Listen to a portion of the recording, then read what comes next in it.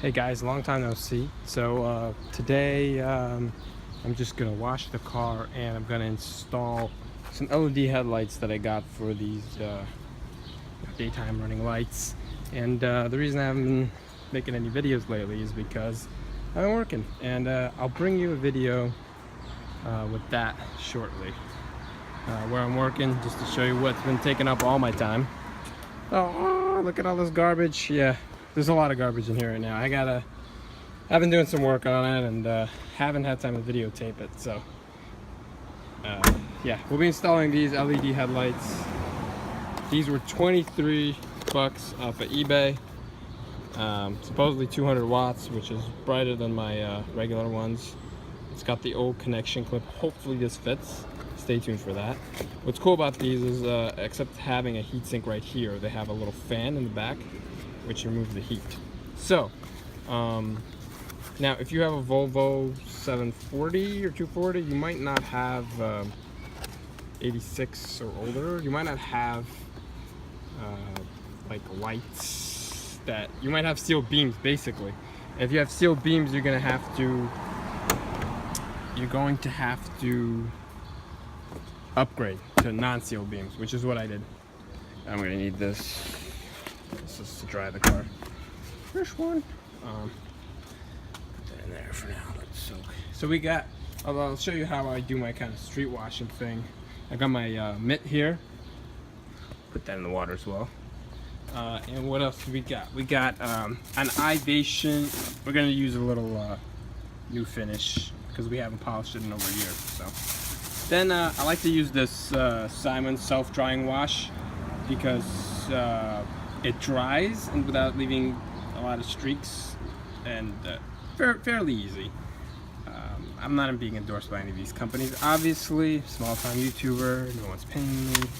I use this Ivation one, which isn't bad. So the way it works is you throw the pump into the bucket, you turn on the switch, and it pumps water from this thing. I'll show you how it works. It's not amazing or anything. Now, because we don't have a lot of access to a lot of water, we're gonna do like a panel by panel kind of wash. And the way that works is usually I hold the bucket with my right hand, and I use this with my left to kind of wet the panel, then get some soap on the sponge and pretty much go to town. I can't really show you too much of it because I'm gonna have to I don't have the setup yet here. I'm on the sidewalk on New York City street, so I don't have the setup to sort of show you this in an optimal way. But I'm just gonna get to it. It's self-explanatory. You know, washing a car, you wet down a panel, and you go from there. Basically, I'll just show you how the washer works. Or the pump, whatever, what have you. Alright, so hopefully I won't drop the phone in there. Just, there's a little cap over a rubber button there. Cap in your pocket. Alright, then you just hit the button. And there you go. Alright, let me try that. So basically this is the stream you get. It's nothing fancy, but it'll let you wet down a panel so you can get to washing it, pretty much. Nothing exciting, but if you live in the city, see the pump will catch air. So you gotta might have to restart it. There we go. Because it'll get too much air if you pull it out of the bucket, basically. Alright, so this panel was wet, and then now we're just gonna get to cleaning it. You can't just dump it like that in the bucket and it'll just recycle the water, but that will kill the battery eventually, obviously. So let me just turn that off and we'll get our sponge out.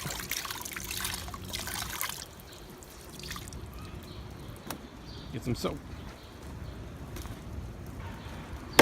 Oop. Yeah, I just hit the side of the mirror. No biggie.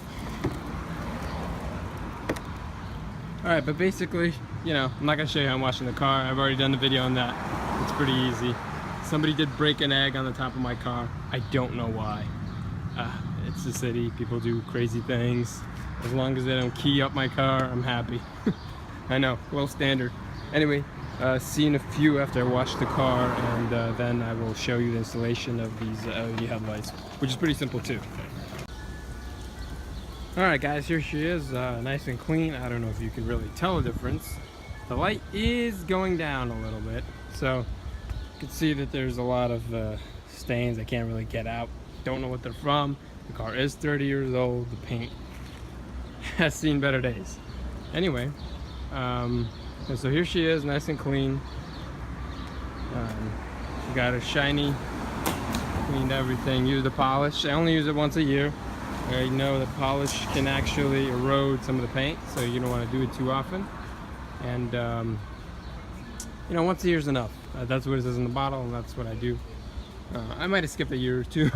So here she is. Now we are going to do the headlights. So first I want to show you what the headlights look like on just, you know, regular current headlights in front on that front car. And so we're going to start her up. Oops, sorry about that. Turn the headlights on. Alright, so as you can see there, the headlights are not bad. Here they are from the front.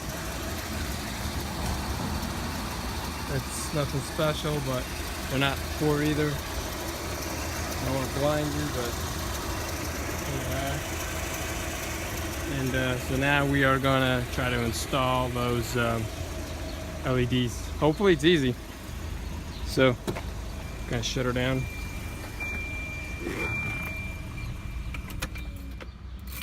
And let's get the tripod and all such stuff. Okay, so here we are inside the car, under the hood, so to speak. Not really, so to speak. But if you could see, the lamp is right here, and it's, you could kind of tell where it is because I have put LEDs in, the non-sealed beams in there, so that's why that's already there. So here's our connection, and we're just gonna see how well that works. Hopefully you can see this. Place on top of the alternator. I know the airbox is blocking it, but ow. Okay, so I cut myself. Nice start. There's a connection in there. Let's see if I can get you a better look. Yeah. Alright, so just unplug this connection right here. And I'm just going to check that this fits perfectly. And you can see if this thing will ever focus. Yeah, it refuses to focus, I see that. Well, anyway, it's pretty simple. You just connect this over here. Like that.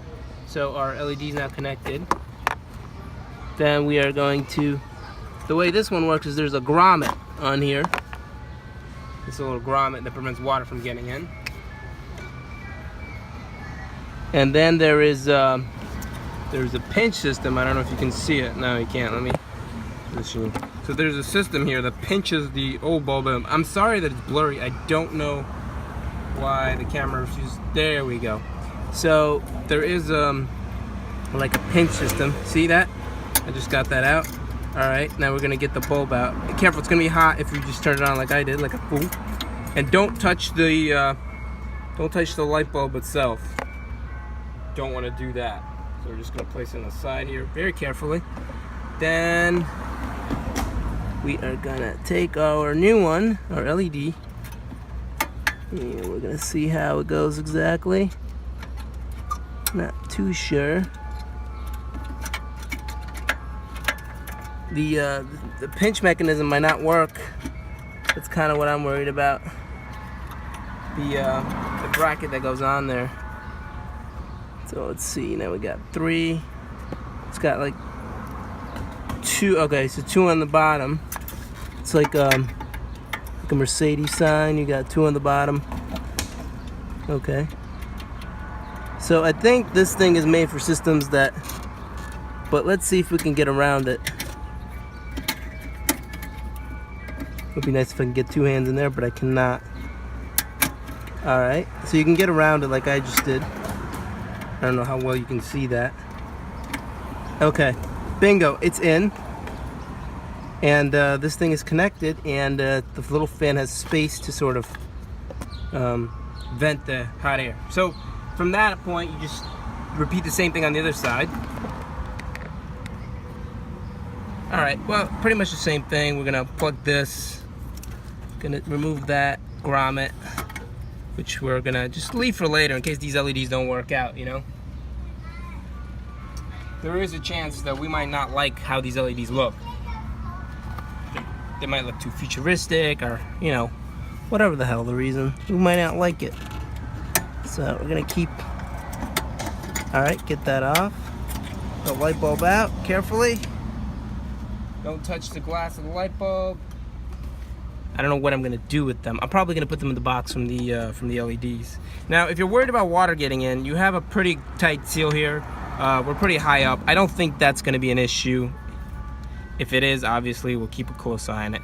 Now, the way this goes in is you got these two, sorry, trying to find where the camera is. You got these two on the bottom and this one on the top. That's why I said like a peace sign. These two stick out the bottom. Blah, blah, blah, right there. So these two on the bottom, one on the top. And you have to get that pinch mechanism all the way up. And then you have to stretch them around the heatsink, bring them down on the other side. It's gonna fight you a little bit, but don't push it unless you got something, you know, like you got it all out of the way. It's pretty forgiving. That's the thing, though. Okay, so that's it. You saw I got that in there. Now we're just gonna plug this in. Everything is filthy under here, so, you know, the car sits outside and you can watch the outside, but watching the engine, I feel like that's a bit of a, maybe that's another video coming up. All right, so now we got plenty of room for this to work. So hopefully this stays still. I'm gonna go start the car. I'll take you guys with me. All right, let's see. Let's get this camera straight. All right. We got the light on the cell phone on, because, you know. Now, keep in mind, it did get a little bit darker in the like 6 minutes that I've been filming. So we don't know. All right, well, right away, I would say it looks a lot brighter to me. Here you can take a look. I know it's hard to tell on camera, but maybe it's just because it's a white light, but it does look brighter. Here it is in that car. I might need to mess with the beams. The fan is, you can, I don't know if you can tell, but the fan inside the little thing is going. You can touch it, you can feel it vibrating, and you can see a little light escaping there. The fan is going full, you know. You can feel a little air coming off of it. Mainly you can feel it vibrating. So here it is, for 23 bucks, I put in these new LED headlights. I think it's pretty nice. They're supposed to be 200 watt, which I think is a big upgrade from these H4s. So, all right. Yeah, thanks for watching, and please subscribe and like, because that's the only thing that keeps me making the videos. Just checking, I'm looking fluid here. All right, it's an old car. I'm always checking everything. And just want to talk about. Let me just turn the car off. It's super loud. But I wanted to talk to you guys about what I think my next car will be, and you know, I'm probably gonna have to sell this one at some point. Can't afford to have two cars in the city. So I guess I wanted to just talk about Tesla a little bit, some Tesla talk, and I think that I will try to get my hands on a Model 3 as my next car. I don't know if I'll be able to, but I will definitely try. I do have a reservation. But you know what, the more I've been working with this car, I've kind of fallen in love with gasoline cars, to tell you the truth, you know. Fixing it, working on it, it's sort of become, you know, a labor of love. And it's great. But on the other hand, when I gotta go somewhere and I need the car to run, and I have gotten stranded in this car, well, combined me and my dad, about 3 or 4 times. So as reliable as it is, I guess, it's small stuff. It's been usually pretty inexpensive to fix, but it does break down. And it's a 30-year-old car now, 1986, right? So that being said, there's stuff to do, and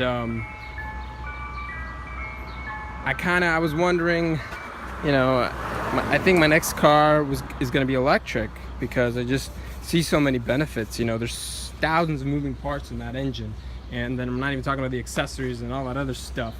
An electric car has just so much fewer accessory moving parts, that it's sort of and it's unique and it's different. You know, most people will not be driving electric cars for the next probably 10 years or so, and it's got, you know, amazing acceleration compared to a gasoline car of this sort. Although if you put $35,000 down, yes, you will get a car with amazing acceleration. I know you guys can say, well, you can get a BMW for that price. It's true, but you know, those cars, that they tend to be very expensive to fix, and the reliability is kind of not where it should be. So I don't know. I think an electric is there. I'm not gonna give you the green arguments, because I know for every argument of owning an electric car, there's a counter argument, and I think all of them are pretty reasonable. But that being said, I think it's just going to be a fun thing to own, and I think it's the future, but it's sort of maybe, you know, a little early for it, because let's face it, lithium-ion batteries are not that amazing, and we do have problems with them on our phones. We have problems with them just on a regular basis. You know, they're sort of problematic. So like I said, for every argument that one should have electric car, there's probably an argument that one should not have an electric car. I get it, but I think it's just an exciting and fun thing to have and drive. So I think I will be attempting to get that kind of car next. Whether I can afford it or not, I guess, is the question. And we'll see what my financial situation is at that point in time. If you guys have something to say, comments, you know, regarding, you know, what car, you know, will be great to own next, that I could fix like I fixed this car, I would love to hear it. And what you guys think about me getting a Tesla Model 3 too. I'd love to hear your thoughts on that. Meanwhile, the next project on this car is gonna be changing this fluid, because I checked it. It's filthy. It's scary filthy. So what we're gonna do is we're gonna plug in our suction device, and we're gonna pour fresh liquid in there, and as the fresh liquid goes down, we're gonna pull up the used liquid and sort of flush it with the fresh liquid.